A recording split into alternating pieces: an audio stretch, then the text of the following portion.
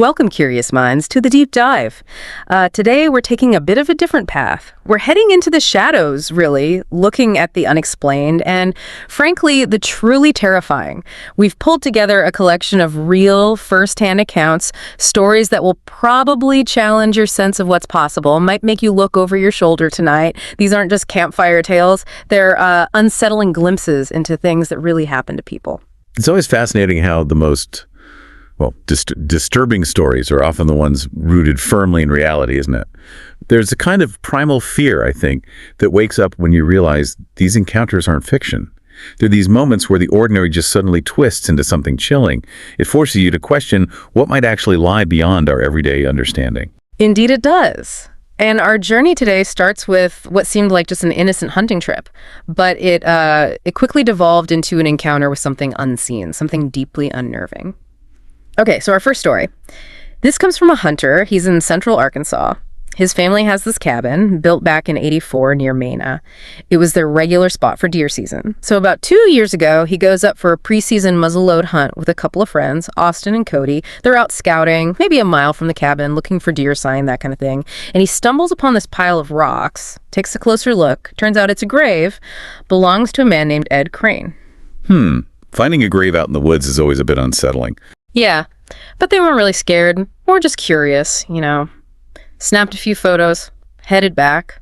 Cody tried looking up Ed Crane online, but didn't find much at all. Okay, fast forward 3 weeks. Now it's the official modern gun season. This time it's just our narrator and his friend Austin. The narrator decides, okay, I'll use the stand we set up near that grave.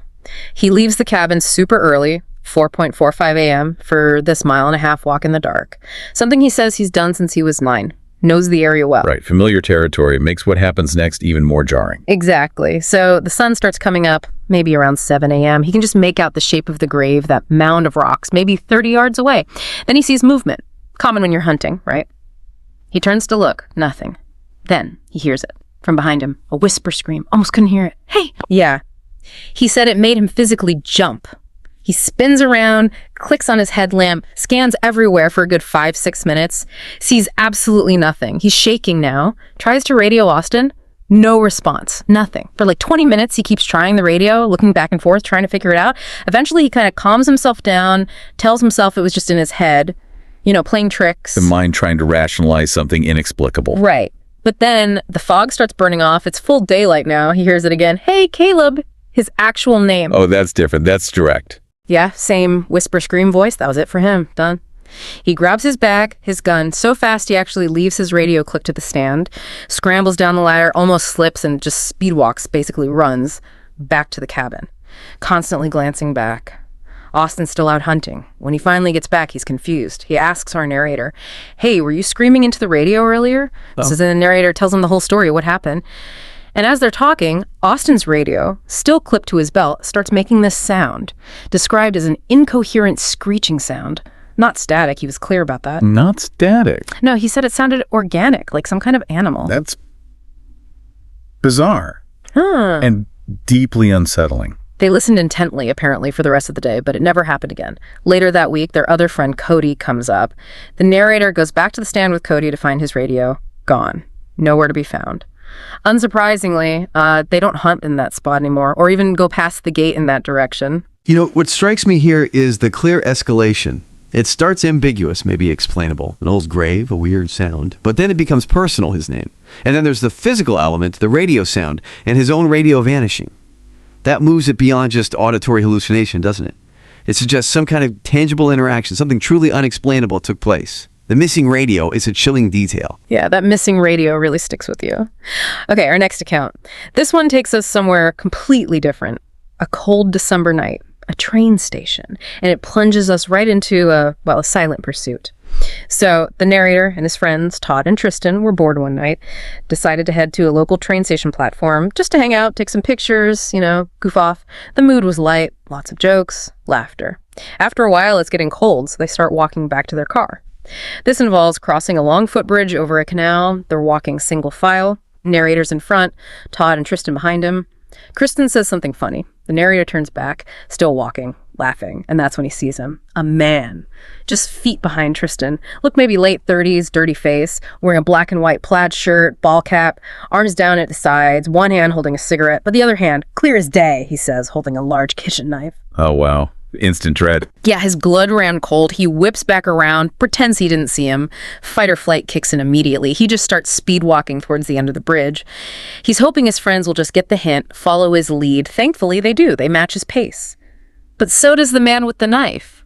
Now he's so close, it feels like he's part of their group. That's terrifying proximity. Silent. As they step off the bridge, the man takes a path heading off to the right. The narrator, thinking fast, holds up his camera tripod like it's an axe, just a defensive posture. Apparently, the man saw it, seemed to get the message. He veered off and took the path to the left instead. They walk a bit further, then the narrator points the guy out to Todd, quickly explains what he saw. They watch him disappear into the darkness, walking backwards for a bit, then they hurry to the car. Drove straight to a gas station, got some food, tried to process it, initially kind of dismissed it as just a really weird, scary story. Trying to normalize a terrifying event. Common reaction. But then, a few days later, the narrator is going through the photos he took that night. One picture, it shows his friend Todd standing under a light on the station platform. And there, just beyond the light, almost behind a freight car, the silhouette of the man. No. Yes. This picture was taken at least 30 minutes before they even encountered him on the bridge. So he was watching them? Planning? It seems like it. He was there in the shadows long before they saw him. That changes everything, doesn't it? It wasn't a random spur-of-the-moment encounter on the bridge. The photo reveals premeditation. This individual was observing them, maybe waiting for them to lower their guard. Finding that silhouette transforms a moment of fear into this awful realization of being stalked, of being potential prey. A silent threat hiding in plain sight almost. That's deeply chilling. It really is. The thought of being watched like that. Okay, our next story is maybe even more unnerving in a different way. It's a terrifying reminder that sometimes the danger isn't out there in the woods or on a dark platform. Sometimes it's already inside. This happens in a small military town, North Carolina. A woman lived there with her husband. He's in the military, so often away for training or working nights, meaning she was home alone a lot with just their dog, Simba. Simba's described as a pit bull mix, but a huge baby, generally very calm. Okay, the dog's reaction is often key in these stories. Totally. One night, she's lying in bed, and both she and Simba hear these rustling sounds coming from right above their heads, the attic. Simba, who's usually chill, starts barking and growling, really unusual for him. She texts her husband thinking, okay, mice, he agrees, says he'll call pest control. 2 days later, pest control comes out, does a, quote, thorough inspection. They find some evidence of mice, yeah, maybe some roaches. They lay bait, seal up possible entry points. Job done right. You'd think so. But over the next week, the wrestling continues. It gets worse, actually, and always at night. Simba's reactions get more intense, too. His hair is literally standing up on his back. This starts to properly unnerve her now, but her husband keeps reassuring her. It's just the mice upsetting Simba. Later that night, she's just drifting off to sleep. She thinks she hears footsteps from above, distinct footsteps. Yeah. But Simba doesn't react this time, so she convinces herself, okay, I'm just psyching myself out being home alone. Rationalizing again, even when the evidence is mounting. Exactly. The next day, she's feeling sick, has a fever, goes to let Simba outside. Now, the house has this weird layout. You have to go through the garage to get to the backyard door, and the pull-down entrance to the attic, it's right there above the garage door. As she walks towards the door, she feels this wave of nausea, but it's not her fever, it's what she sees on the attic door. Huge, dirty handprints and smudges all over it from the inside of the attic hatch. Someone had been in there. Her first thought is break-in, maybe they got scared off. She immediately takes a picture, calls the police, texts her husband. Police arrive quickly. She shows them the handprints, explains she doesn't get how someone got in without her hearing the main garage door open, and then it hits her. The rustling wasn't mice, the footsteps. They were real. It was a person. The horrifying realization. She tells the police her theory, her fear. They immediately check the attic, and the truth is just shocking. A meth addict who lived down the street had been avoiding his own family. He'd snuck into her garage one day when she was out, and he had been living in their attic. Living there? For how long? For a little over a week. He'd managed to hide behind boxes when pest control did their check, and somehow he'd found a way in that their ring security system never picked up. Unbelievable. Thankfully, nobody was hurt in the end. They moved out of that house, out of the area entirely, obviously. But she says the experience still leaves her feeling scared whenever she's home alone at night. Can you blame her? Not at all. This story is particularly potent because it attacks that fundamental sense of security, your own home.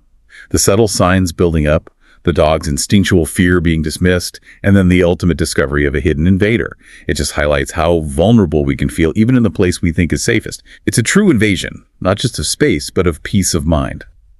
The proximity paradox and action danger being closest where we least expect it.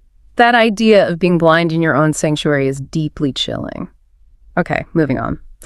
Our next account deals more with unseen forces making their presence very clearly known, especially through technology, interestingly enough. Back in 2006, our narrator moves into a house with some college friends, Stephen and Heather. He worked overnight shifts at a radio station, so he kept weird hours even on his nights off. Found himself awake late with too much time. Developed a bit of an unusual hobby. He started taking these late-night strolls through a graveyard near their house, took a camera, a tape recorder, hoping to catch something strange. Ghost hunting, essentially. Looking for trouble, some might say. Maybe. He did actually get some photos with what he described as strange masses of color. Orbs, maybe? Unclear. Anyway, one night, he's driving home, listening back to a cassette tape from one of these graveyard visits. On the tape, he'd asked out loud, "Is anyone here with me?" Even though he was totally alone. And clear as anything, a weird, exhausted voice replied with a simple no. Whoa. On the tape. He said he almost drove off the road completely terrified, even though this was exactly the kind of thing he was looking for. Gets home, wakes up his roommate Stephen, needing some comfort or maybe validation. Stephen was less than sympathetic, basically told him not to bring that crap in the house. A common sentiment among roommates of amateur ghost hunters, I imagine? Probably. Soon after this tape incident, things at the house started getting weirder. One night, he's in his room watching videos. These decorative leaves he had on the wall suddenly start swinging wildly as if they had just been smacked. Another night, a plastic grocery bag he'd left on the floor just starts crackling, like crumpling a bag with your hands. He looks over at it, it's just sitting there still. Then it starts moving and hopping across the floor all by itself. Okay, that's undeniably strange. Physical manifestation. He freaks out, jumps on his bed, calls Stephen again. As soon as he hangs up the phone, the bag stops moving. Stephen comes in, thinks he's losing it, takes the bag outside, checks inside for a mouse or something. Nothing. The narrator also mentions experiencing his worst recurring nightmare in that room. Since childhood, he'd have this thing where he felt his eyes forced shut, teeth chattering, could barely speak. In this house, though, sometimes he felt hands grabbing at him during it. Once, he saw a horrifying face in his closet during an episode. One night, drifting off, the sensation starts weakly. He actually taunts it, says out loud, "Is that the best you can do?"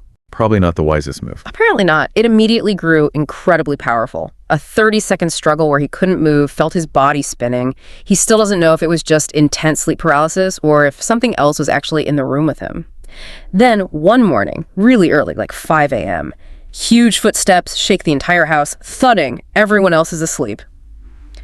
He knows it wasn't Stephen, who wasn't that heavy-footed, wasn't noise from the nearby military base. He said it sounded like some giant person walking through the house. A whole range of phenomena. Auditory, physical, psychological. But the most, maybe undeniable evidence came during a party they had. He took a picture of himself, Stephen, and Heather in the living room. There's a giant mirror on the wall behind them. He insists he held the camera steady. But the photo, it revealed some bizarre stuff. Weird strings of lights off to the right of a lamp with no apparent source in the room. To the right of those lights, a strange mass of light imitating a figure. But the absolute weirdest part, a rising mass of yellow light coming between Stephen and I, which looks to have eyes of face and a sinister smile at top of body. A face. A smile. In the light anomaly. That's what he described. He wondered if it was just a weird reflection from the kitchen light, but said there was too much light, and he tried later to recreate the photo. Same conditions, but those yellow lights never showed up again. He doesn't know if maybe something from the cemetery did follow him home, or if the house itself already had a presence. About 10 months after moving in, they all moved out, never told any future tenants about what they experienced. This is a fascinating case because it builds so clearly from those initial, maybe self-invited external encounters, the graveyard recordings, to increasingly direct and varied phenomena inside the home. You have auditory, physical movement, the sleep disturbances, which could be sleep paralysis but feel connected, and then that photograph. Photographic evidence in these cases is always tricky, easily dismissed as pareidolia or technical glitches. But when it corroborates a series of subjective experiences like this, that image of a sinister smile becomes incredibly unsettling. It implies not just a presence, but an aware, perhaps malevolent presence that was somehow captured. It really challenges our assumptions about what's real and recordable. That image is definitely hard to shake. Okay, our final story tonight. And this one is different. It takes us into perhaps the darkest corners, not of the supernatural, but of human activity. It's maybe the most disturbing in a very real world way. It involves a man named John. He was 27, kind of struggling with life, didn't have many friends. He had this former buddy, Rich, same age, described as very daring, maybe reckless. Now, John and Rich were part of this, well, unusual hobby group. They were interested in fire alarms, exit signs, life safety equipment, weird niche. Definitely specific. Rich, though, had this disturbing habit of actually going into abandoned buildings to steal these devices for his collection or maybe to sell online. John, kind of desperate for friendship at the time, went along on these so-called adventures. This particular adventure became an absolute nightmare. November 18th, 2019, they take a trip to Gary, Indiana, a city known for being, well, pretty unsafe. Their plan was to stay in a nearby town, then hit several abandoned schools so Rich could scavenge old equipment. Trip was apparently going okay until November 20th. Around 7 p.m. that evening, John and Rich go to the abandoned Horace S. Norton Elementary School. Doors are wide open. Place absolutely reeks sewage, skunk, and shit, John says. It sounds about right for some abandoned places, unfortunately. They make their way through the first floor. Rich quickly starts tearing down several old exit signs he wants. They move to the south side, enter the school cafeteria. Pitch black apart from their flashlights, just typical abandoned building stuff. Graffiti, desks thrown around, books scattered. John's taking pictures as they go. After the cafeteria, they head towards the gym. And this is where, as John puts it, his life was about to change forever. His flashlight beam hits something on the floor. A trail of blood. Oh, God. Just out of morbid curiosity, maybe shock, he follows it with his light. And it leads him to, well, the source. A 27-year-old woman laying dead in a pool of her own blood. John described it as gruesome as hell. Her arms were up, hands kind of curled. He described it as like a dinosaur shape, just horrific. Unimaginable discovery. John screams, runs right into Rich, who's behind him. Rich immediately whispers, "Shh, they may hear us," thinking maybe the perpetrators were still around. John, completely shaken, shows Rich the body. Rich's reaction is just chilling. Right. He says, "Just don't say anything to anybody and we'll pretend this never happened." What? Just pretend it didn't happen, a dead body? Yeah. They immediately left the school, both visibly shaking. But as soon as they got back to their hotel room, John did the right thing. He called the police. Sure enough, the police identified the woman. Adriana Sau, 27 years old. She'd been reported missing just 2 days earlier. Didn't take police long to track down text messages between Adriana and her killer. She was apparently planning to meet someone to buy weed and an iPhone. The suspects, though, had planned all along to rob her. The robbery went wrong. They killed her, dragged her body into the elementary school gym, and dumped her there just 1 day before John and Rich stumbled upon her. So they found her almost immediately after she was left there. Exactly. Police quickly tracked down the teenage murderer and 2 accomplices. All were charged as adults. The story even made the local news. John, understandably, is no longer friends with Rich, and he says this horrifying event continues to haunt him deeply. This story is just stark. It's a brutal reminder of the real horrors that exist in the world, completely separate from anything paranormal. It's this traumatic collision of a very questionable hobby breaking into dangerous places with the aftermath of a vicious real-life crime. The casual brutality of the crime itself is awful, but Rich's reaction, his immediate instinct to cover it up rather than report it, that reveals a truly chilling lack of basic humanity. For John, it wasn't just finding the body, but that betrayal too, I imagine. It's a profound trauma highlighting real-world dangers and the devastating psychological impact of witnessing that kind of violence and indifference. A terrible lesson learned. Absolutely. So from unseen whispers in the woods, hidden invaders in the attic, silent stalkers on a bridge, possible ghostly encounters, and then the grim, undeniable reality of human depravity found in an abandoned school. These accounts, they really remind us, don't they, that the world holds terrors that can defy easy explanation and fundamentally challenge our sense of safety and security. They push us to question what we think we know. They really do. The power of these stories, I think, lies in their grounding in real experience, whether it's paranormal or criminal. It's the human element, the vulnerability, the fear. That's what lingers. They aren't just scary tales. They're unsettling possibilities that can subtly shift how you perceive the world around you long after you've heard them. Indeed. Well, if you found these stories as chilling and thought-provoking as we did, please do be sure to like this deep dive, share it with others who appreciate a really good scare based in reality. And definitely subscribe to our channel, Horror Docs, for more unsettling true accounts like these. Until next time, maybe consider this.